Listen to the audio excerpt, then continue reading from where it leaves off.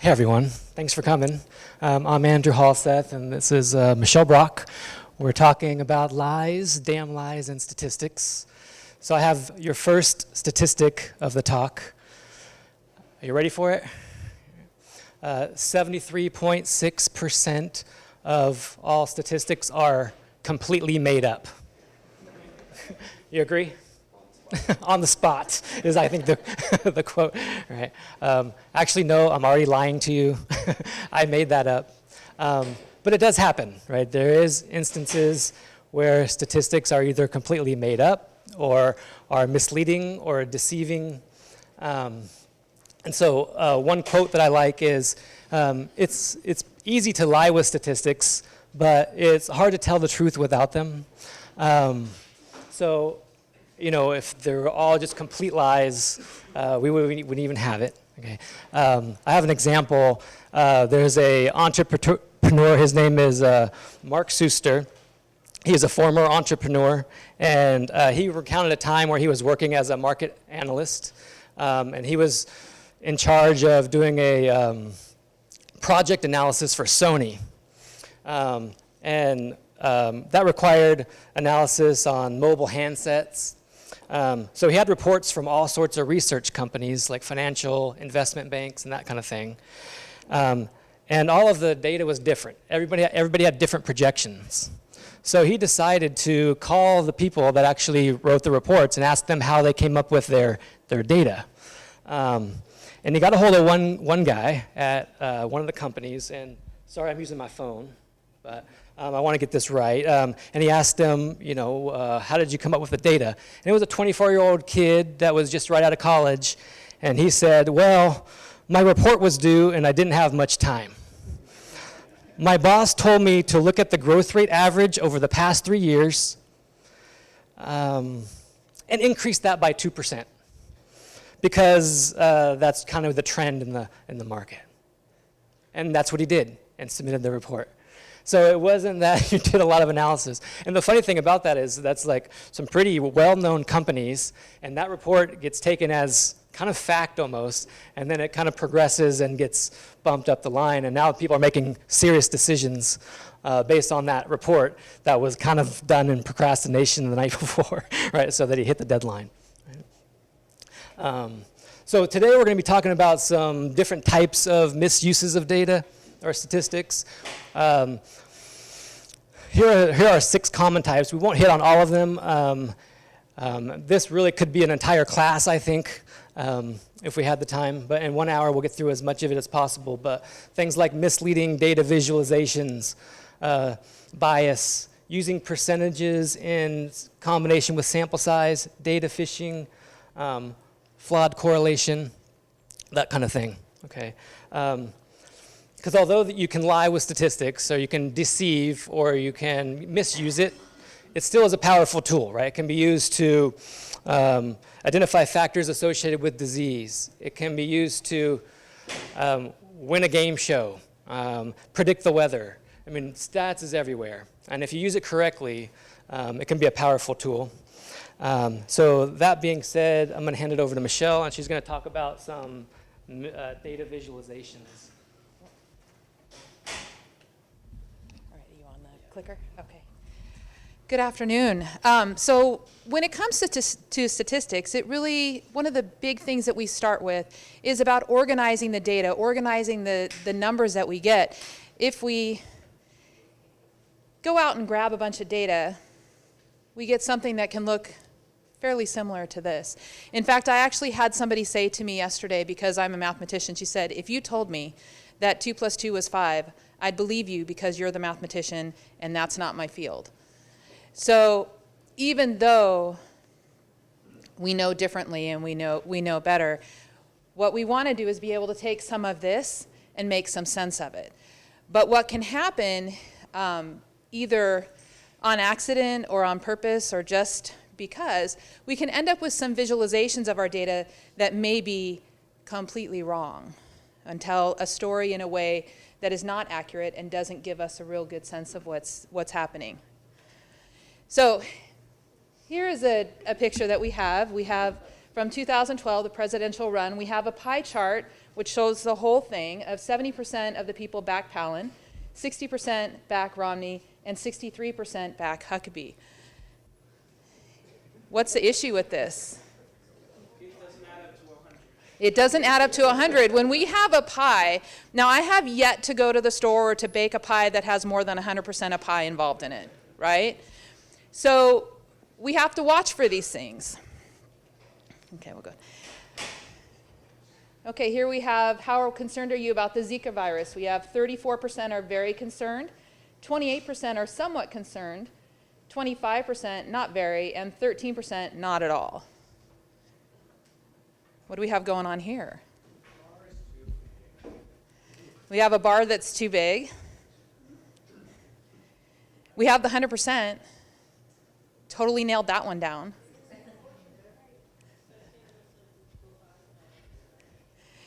The smallest number actually is showing the largest bar.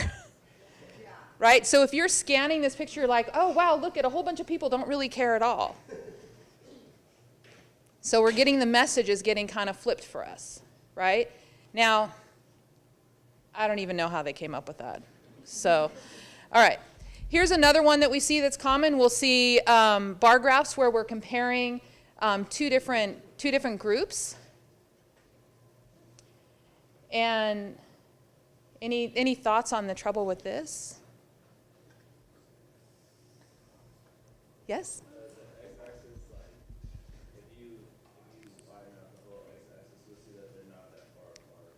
Yeah, we're not using the full y-axis. We're only showing the y-axis from likely 100 million. And we're scaling it up. We're making it look much larger than it is. So our next slide shows us a comparison between two graphs where one is showing the wrong y-axis, right? We're showing it just so that we can highlight how big those differences are. But when we put them into perspective with our y-axis at 0, does it look very different? Yeah. So having a responsible understanding of what's going on with graphs and with the things that are presented, because they often do this. I've watched the news and I've seen graphs display and they keep them up there for just long enough for you to absorb enough to think that there's something going on there and not enough to kind of pick through and go, wow, did they just put something underneath me that maybe was kind of icky? So I'm going to hit a hot topic. Okay. So this graph has been distributed about Planned Parenthood. We see that abortions are rising, and cancer screenings and preventative services for Planned Parenthood is going down. Abortions were 289,000 and some almost 290,000 in 2006 to 327,000 in 2013. But the cancer screenings were over 2 million in 2006, so it's above the other. That's good. And it was at 935,000 in the end. So when we look at a picture like this, what it's showing is maybe a reversal of what's actually happening. When we fix the graph, what we see over time is, yes, the cancer screening services are declining, but we also see that the other services are staying pretty much flat. And if we even look at just the change from year to year, so starting off with the first year as being our 0 year, saying that's where we're starting, how much change is happening from year to year, you'll see that the red line for the abortion procedures is actually staying about the same. But the cancer screening or the preventative services is definitely taking a dip. Okay. Another one, because you can't get into stats without getting into some things that are controversial. Let's talk a little bit about global air temperature change, talking about climate change, global warming, whatever people want to, however they want to refer to it. Well, we see a graph like this. What does that make you feel? What do you feel when you see that? What's happening with our temperatures? It's going down. Our change isn't that big. We're actually improving the amount of change that's happening. We're going to get better, and if we continue on this trend, we're going to get to 0. We'll be fine. We'll be back to normal. We'll be okay. But here's the thing about temperature is that we're looking at a 14-year span. When they do temperature analysis, they usually go with a larger chunk, like at least 30 years. And when we broaden our perspective, we see a different picture. So when we go back to about 30 years, back to 1980, what do you see now? It's now we see the change is rising. And so we get a different perspective of what's happening. If we look at too small of a picture, we're not going to see the change. Why did that happen? Because in 1998, we had an El Nino year. So it was one of the hottest temperatures.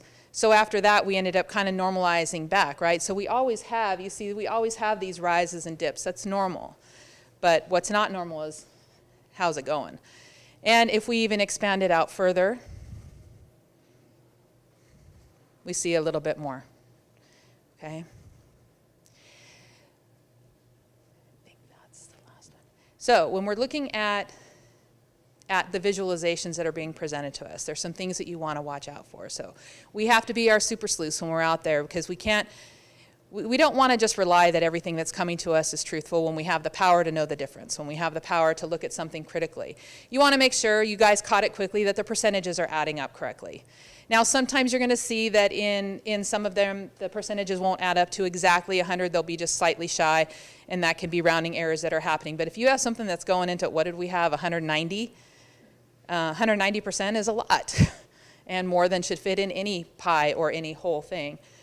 We want to make sure that our picture matches the value. You want to make sure that when you look at the picture that it actually is telling the story that is there with the numbers.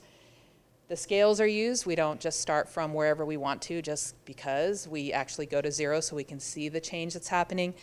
And we want to look at the scope of data, make sure that we actually have a large enough scope to see what's going on, to see how things are happening.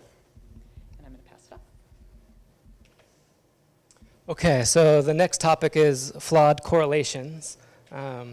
So here's a little comic strip that kind of describes what's going on. It's a little blurry, but a new study found Colorado has the lowest obesity level of any state.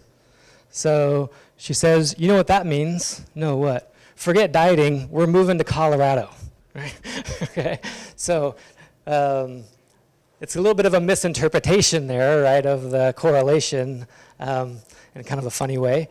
So what we're going to look at here is correlation versus causation. Right? Correlation is a relationship between two variables. You see a pattern. As one increases, the other variable increases, and that's what we see in the data. Causation takes that a step further, right? There's a cause and effect. One variable causes the other to change, right? Oftentimes these are mixed up or misinterpreted, and you can see some pretty funny examples of that, like that comic strip, where correlation does not necessarily imply causation. Like if we look at the next example, here is Maine divorce rates, that's the red line, and US consumption of margarine. That's the blue line. Okay, obviously they're both doing something similar, right? So there's definitely a correlation, right? We definitely see a correlation here. However, it would be silly to say that one directly causes the other, right? There might be some kind of underlying variable that for a reason why they're both declining. Ice cream sales is another one that correlates to a lot of things. So when you see ice cream sales increase, turns out that all of these things are correlated to it. Higher crime rates, increase in death by drowning, and increase in forest fires. All of those things correlate with increase in ice cream sales. What? Right, so what that means is we got to ban ice cream, right? Banning ice cream is going to solve these problems, right? Well, let's look at it a little bit deeper. So if we go to the next slide, okay, we definitely see a correlation between ice cream and fires, right? So eating more ice cream causes fires, right? No, it's correlated too. Oh wait, no, don't do that one yet. Well, there's my question. What do you think is the underlying variable? It's the weather, right? Like the weather is the underlying variable here. Yeah, ice cream sales go up in the summer. Crime rates tend to go up in the summer. Forest fires go up when it's hotter out, right? So the correlation is correct, but it's not anywhere near causation, okay? If we look at the next slide, here's a negative correlation, meaning as one increases, the other decreases. And this is sales of ice cream. All right, I like to talk a lot about ice cream. Sales of ice cream is the green line, and weight is the blue line, all right? So as ice cream sales increase, weight tends to decrease, right? I just found you the new diet plan. Just go eat lots of ice cream, right, and you'll be losing weight, right? And again, that's not a cause and effect. It's an association based on the time of year, right? Maybe one idea is people tend to be more active in the summer, right? So they might have a lower weight, mean-wise. Okay. So another term for correlation and causation, we're talking about regression analysis in statistics. It's a statistical process for estimating the relationship among variables, and you can get a little more deep in this and come up with equations and use the normal distribution. And lots of things go into it, right? So go ahead, one more. But all that aside, regardless of all those statistical processes, there's one most important thing to remember when doing research that involves regression analysis. You think of it? Go ahead. Try not to kill anyone, right? And that's kind of a joke, but it's serious as well. Like, there's been instances where people have taken data and noticed a correlation and misinterpreted it as a causation, right? And we'll look at an example of that here. Beginning in the 1990s, medical establishment backed the idea that older women should take estrogen supplements to protect against a lot of different things, right? Heart disease, osteoporosis, other conditions associated with menopause. And why did they back this idea? Well, if we look at the next slide, it was based on a longitudinal study of lots of women, right? But it was an observational study. It was looking at a correlation, right? So it found a negative association between estrogen supplements and heart attacks. So it seems like that's reasonable, right? As estrogen goes up, heart attacks goes down, let's prescribe estrogen, okay? But what was not done was a clinical trial or an experiment with controlled variables.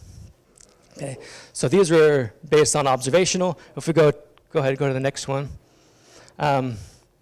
While people then were taking estrogen, estrogen was subjected to the rigorous clinical trial, where you have a treatment group and a placebo group. Right? Do you understand what those are, treatment versus placebo? Those are pretty common, right? So it's controlled in that we have one group getting the estrogen and the other getting a fake drug, right?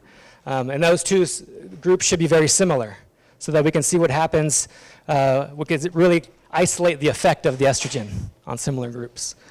Well, what happened with those results? Results showed that women taking estrogen actually had higher risk of all of these things, right? And this was over quite a few years. So it's an instance where misreading or misinterpreting the data, not necessarily lying with the data, but just misinterpreting it, led to some pretty horrific things, right? Now if you look up estrogen, you'll see a lot of the risks associated with it are listed, okay?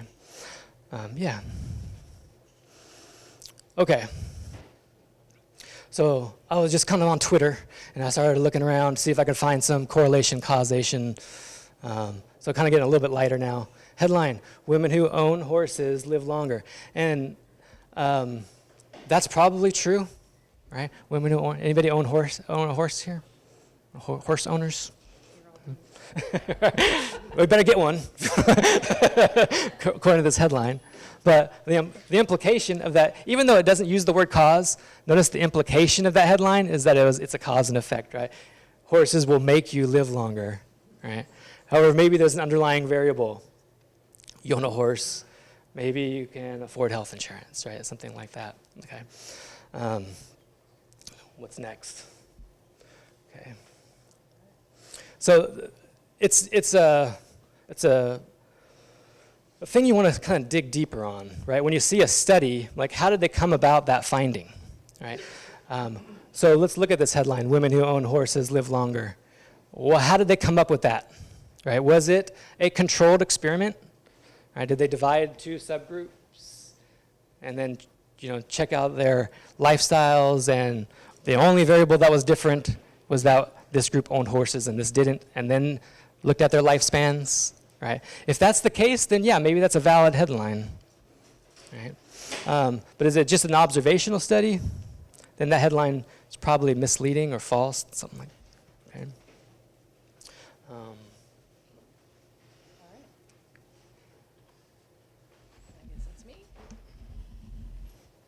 Okay, how many of you have heard of this data fishing thing? Yeah. So with some data fishing, you can come up with these correlations. You can come up with these relationships, like the number of films Nicolas Cage appeared in is correlated to the number of people drowned by falling into a pool. So data fishing or data dredging, I got this from Wikipedia. Data dredging, data fishing, data snooping, data butchery, p-hacking, all of these things are ways of saying we're taking a whole bunch of data and we're just kind of mushing it around until we come up with something that tells a story that may or may not actually exist, so that it gives us a correlation like this, okay? So as they say, it's a misuse of the data analysis to find patterns that can only be presented as statistically significant when in fact there's really no underlying effect happening.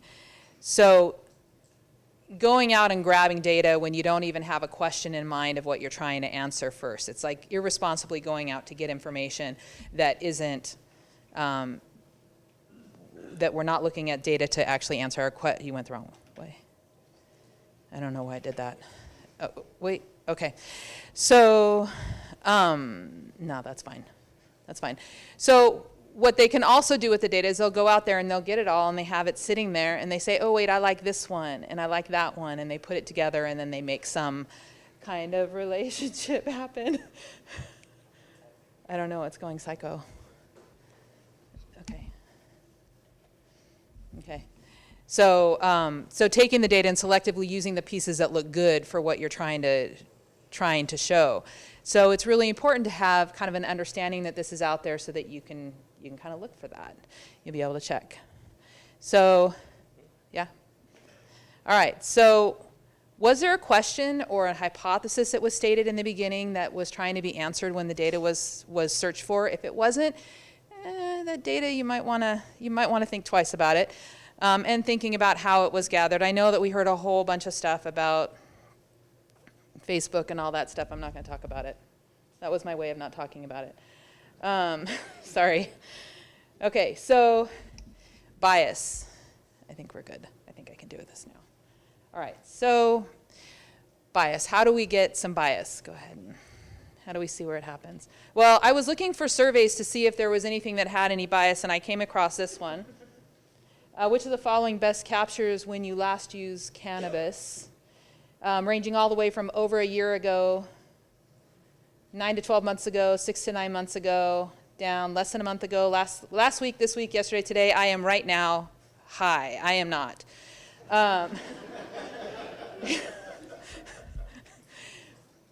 Is it missing anything? Never? None? No? Yeah. So I thought this would be fun. You gave me the laugh. I appreciate it. That was helpful.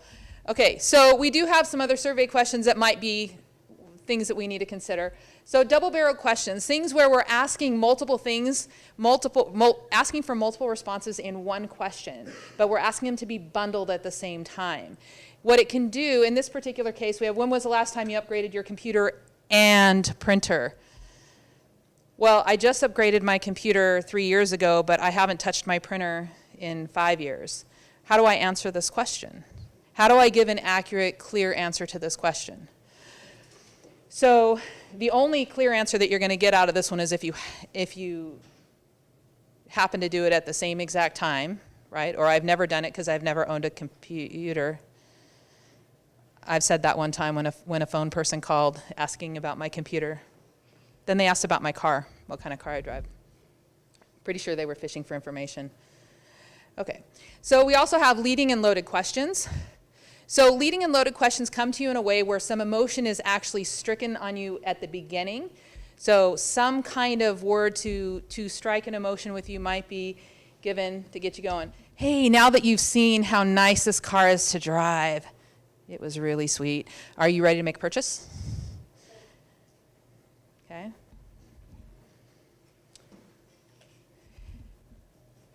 Community organizing is so hard. Do leadership trainings help you feel prepared for community organizing? So I've come across surveys that actually landed in my email that had questions that were worded in similar ways and for different things. And I steered away from them because I don't want to be emoted into responding to anybody for anything. But leading and loaded questions, they're leading you to how they want you to respond to the question, right? They're leading you to how they're looking for you to respond, because these people right now, what do you think? They're probably looking to say, hey, is our leadership plan, is our leadership training going to be, was it going to be good for you? You're going to want to do this. We can sell this to somebody else. Yeah, thank you. Okay. All right. Another one would be where response options are not exhaustive, so you're only allowed certain parts. And if you don't fit into that bucket, then where are you? Okay? So how the responses are laid out for you could be a clue that you might have a poorly designed survey in front of you and maybe not a good idea to submit. The other one would be when we haven't created categories for response that are mutually exclusive. If you can fit into more than one spot, can anybody fit into more than one spot on these? 10-year-olds? Anyone else? 30-year-olds? And 20-year-olds, right? So 10, 20, and 30-year-olds don't know where to go. As long as you're not 10, 20, or 30, you can respond to this survey. So this isn't really a good one. We want to make sure that each group is mutually exclusive, meaning that there's no overlap between the two, or 3, or 4, or whatever the response is. All right. So what do we want to watch out for? You want to watch out for how the questions are formed. So these are this is a small smattering. You know, do you have double-barrel questions? Are you being asked to respond to multiple things with a single response? Leading loaded questions, and looking at the response options. Are you given the proper response options? Does it exhaust all of the options? And is there, has all overlap been removed? Making sure that it's clean. Okay, I think you're next. Okay. All right, so the next is, let's do some numbers, right? The numbers behind the headlines. So I'll give you a headline, all right? Here it is. 67% of pet owners surveyed preferred dogs over cats. Yeah, dogs. Does that seem right to you? Yeah, that's like a 2-to-1 kind of thing, yeah. Well, let's look, let's see in this audience, who would prefer dogs? Cats? Oh, that did feel a little bit right. Neither? Neither? yeah, neither. Both? Like, yeah. All animals are good. All right. Okay. Sure. Yeah, that's good. Okay. Now, the funny thing about that headline is it states a percentage, 67%. But we don't really know how that number was derived or calculated, right? So this is kind of a little riddle here. It's kind of a joke, right? 67% of pet owners prefer dogs over cats. Ted could not be persuaded. Did you get it?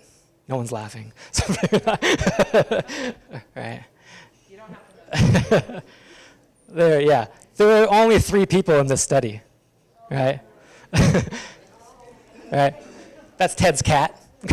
There was 3 people in the study, 2 preferred dogs, 1 preferred cats, right? So this percentage, which when you read that percentage, didn't you feel that that was on some sort of large, big study that they really, no, I just asked 3 people, right? 2/3 is 67%. Okay. The danger of that is if you now ask one more person, right? Do you like dogs or cats? Maybe they say cats, right? So now it's 50-50, right? My percent decrease, I just went down 17%, right? I could report some very large increases and decreases if I have a small sample size, and that's misleading, right? So the point of this is small sample size can be misleading, can be a little bit dangerous. If we look at another example, what's next? I think it's, small sample size, right? Here's an example of small sample size, right?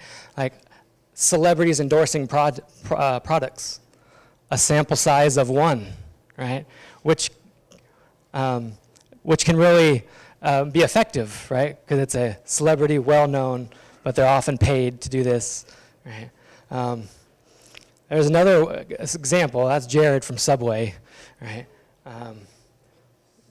We won't talk about his life, but the example is he lost a lot of weight eating Subway sandwiches, and that's what Subway ran with, right? That was their advertisement. Look at what could happen if you eat Subway sandwiches. This one person lost weight, right? And that was influential, right? What? Just one person? It seems like not very statistically sound there. Yeah. So, I mean, if percentages are misleading, why use them? Right? So usually we're going to use percentages if we have large numbers for comparison, right? Like here's an example. A medical research team conducted a long-term study to test whether a drug lowers the chance of getting diabetes, right? There were 2,623 who took the drug, 449 got diabetes. There was 4,946 who took the placebo, 816 got diabetes. Just with these raw numbers here, it's hard to compare them. Like, can we tell which one had a higher rate of diabetes, right? And the sample sizes are large enough, even though they're different, it makes sense to create these into percentages to compare them, right? I mean, I wouldn't want to just use these numbers. Well, 816 got diabetes, 449 of the drug, that's a lot less, right? So we want to convert that to a percent for comparison, right? So if we calculate that, the drug is 17 and the placebo is 16, it's about the same, right? So this drug statistically probably ineffective, right? So percentages are useful, but they can be misleading. If we go back to another example here. Oh, well, sorry, I forgot I always look on Twitter for stuff. Okay, so I just like searched lies, damn lies, and statistics just to see what would come up, right? And I found this one. I guess somebody had said, as of today, 4 of the top 5 biggest point drops in the Dow have now occurred during this Trump administration. Okay, and what kinds of questions could you ask about that? You know, like. This person may have asked a pretty good question. Okay, well, those are point drops, right? So they have, that's because the Dow is now at 25K. Are we going to compare that to when the Dow was 9,000, 8,000, right? Where the number point drop is different when you're comparing it to a different sample size. Okay. So here we go. Here's your math problem for the day. There's 3 up-and-coming gyms in the area. I don't know if you've heard of them. But we've got Muscle Mania. Anyone been there? Muscle Mania? No. I obviously haven't. Cardio Craze? No. and Sweaty Eddies, which is, yeah, that's a good one, right? Okay. Oh, these are made up. They're not actual gyms, sorry. But I'm now showing you the percent increase in membership over the last month, all right? You're going to, don't go anywhere yet. Yeah. You're going to pick a gym, right? And you want one that you think is the most popular, right? Something like that, okay? I don't know, which one do you like? You want to base it off the name probably, right? Yeah, maybe depends. Are you into muscles or cardio or sweating, right? Okay.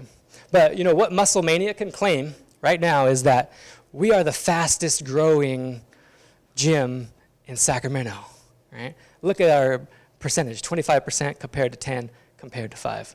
We're way faster than the other two, right? But what's missing here? Yeah, kind of how big they were to start with. Would that matter? Does that matter at all? Well, let's take a look. Okay, so if we put some more information in, the actual numbers. Okay, Muscle Mania last month had 20 members, and now they have 25. Cardio Craze went from 50 to 55, and Sweaty Eddies 100 to 105. They all got 5 more members this month, right? They all increased by 5, right? So this paints a little bit of a different picture, right? More information. Maybe that 25% doesn't feel so fast growing. I mean, it's all true, right? Like, we're not doing false calculations. It's all true calculations, but if you can withhold some information to make the point that you want, you can support your opinion, okay? So I think that's always good to figure out where those numbers came from. Right? When I see a headline or a statistical study or a percentage, okay, how is that calculated? I'm doing the next one. So here's a headline. I don't know what Doak's toothpaste is. I think it's like a made-up. I don't know if that's, but this is in a book from 1954. So maybe it was a toothpaste back in 1954. It's called How to Lie with Statistics. It's still pretty relevant today. Lots of interesting things in that book. But a headline is, user reports 23% fewer cavities if you take Doak's toothpaste. So again, here's an example where they're using a percentage, right? But what do we want to know more about? Right? Like, how did they calculate that? So if we look at the sample size, if we read the study all the way to the end, right, this test group consisted of just 12 people, right? That's how they came up with this 23%. 23% fewer cavities among 12 people, right? So that makes me think, okay, well, what if maybe like collectively they had 9 cavities without the toothpaste, and then 7 cavities with the toothpaste? That would be a decrease of about 23%, right? So if we look at the actual raw numbers, it doesn't seem as a significant decrease. I don't know if you can read this, but this says we're picking on toothpastes right now, but it says more than 80% of dentists recommend Colgate. Okay, billboard, right? So one thing we could look at is, okay, how did they come up with that number? What was the sample size? That really does feel like 4 out of 5, right? Isn't that 80%? I mean, but we don't know. I make a dig deeper, okay? But also, what kinds of questions were the dentists asked, right? Turns out, when they dug deeper of what they, or how they came up with that 80%, the dentists were allowed to choose more than one toothpaste, right? So they could go with maybe 4 or 5. Like, I would recommend 4 or 5 toothpastes as opposed to like not using toothpaste, right?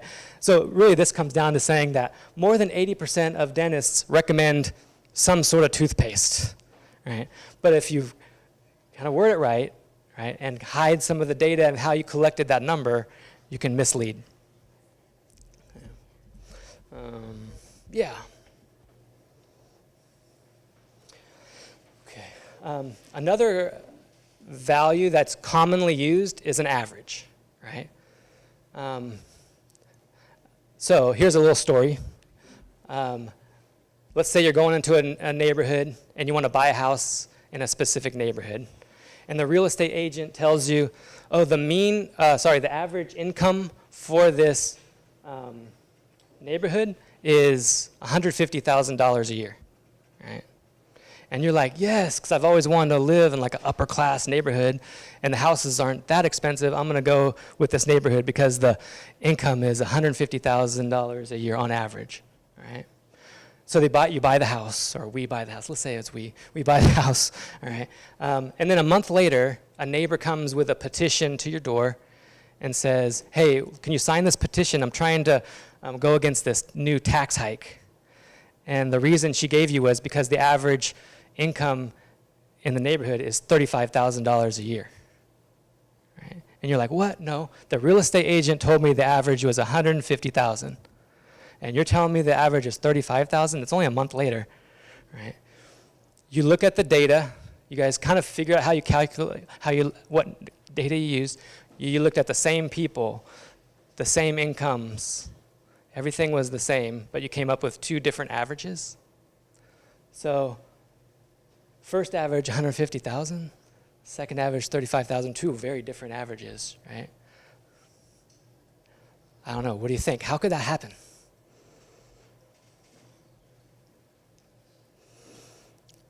I don't know either. I was hoping you guys know. It comes down to the term average, right?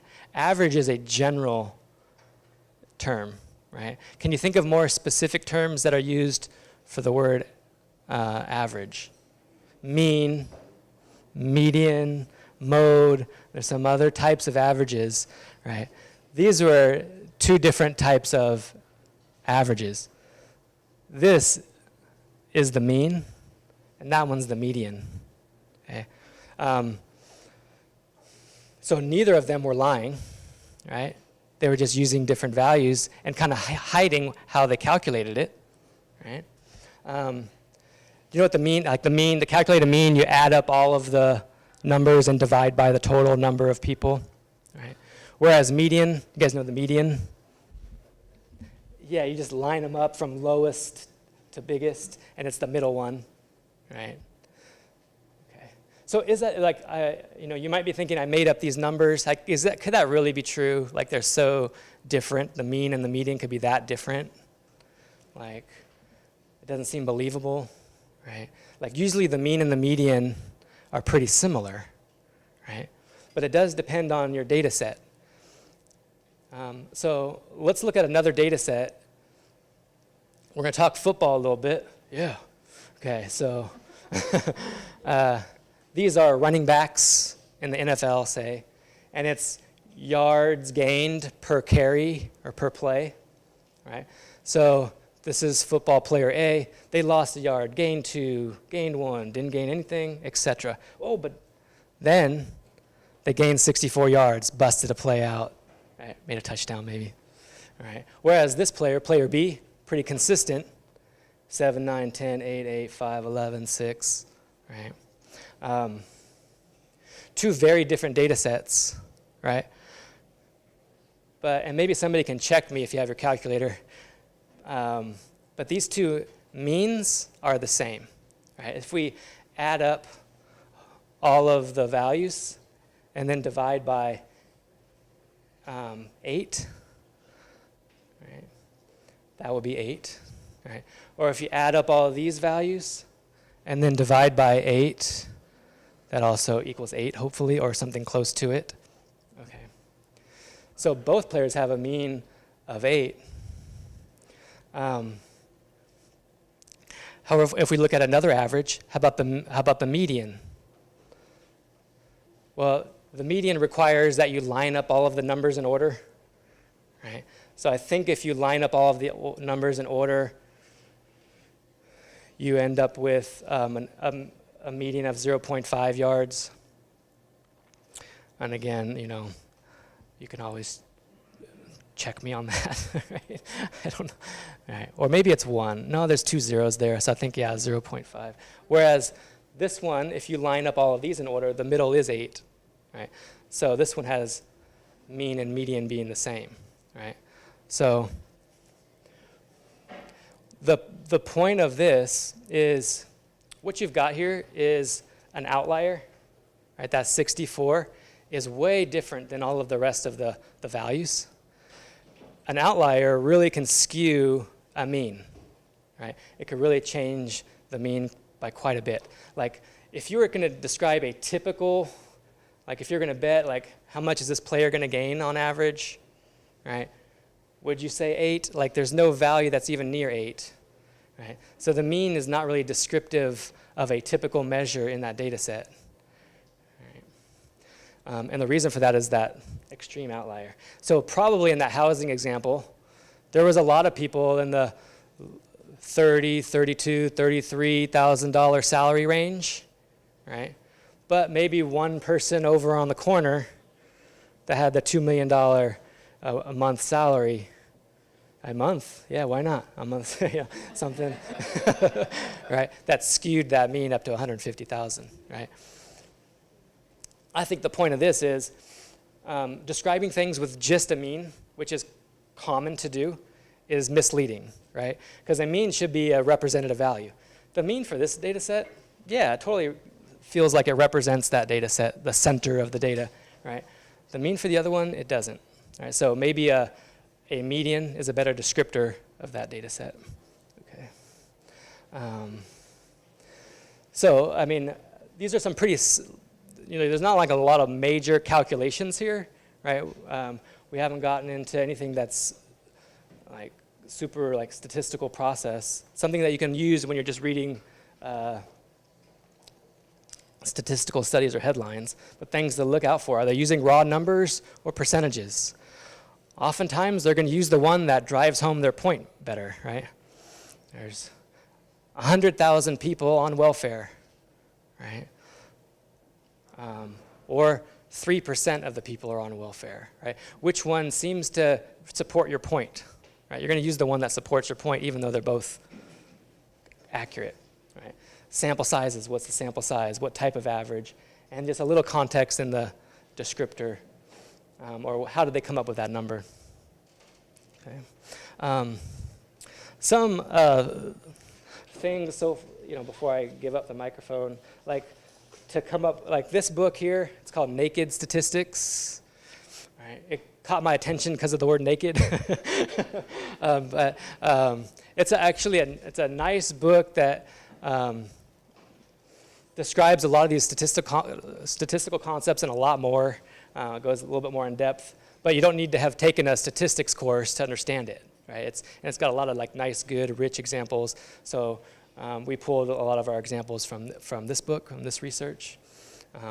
Or the other one, How to Lie with Statistics. That's a good one. And then I think it's your turn. You're not an hour. Okay, so we just heard about some things, we just talked about some things relating to how statistics can be used maybe to tell stories that aren't completely accurate or not accurate. For whatever reasons that may happen. But I do want to remind you, we want to make sure that you walk away with this knowing that statistics is a powerful tool that can help us understand our world. It helps us bring visibility to the unseen, that without it, there's a lot of things we don't know. We can use it to make decisions about our health, what products we want to buy, where we live, and so much more. Being aware of the traps of statistics can make us less a slave to the numbers people. We get to own that. We don't have to wait for somebody to say what they think the truth is. We get to know that. And give us the power to make our own educated decisions. Thank you.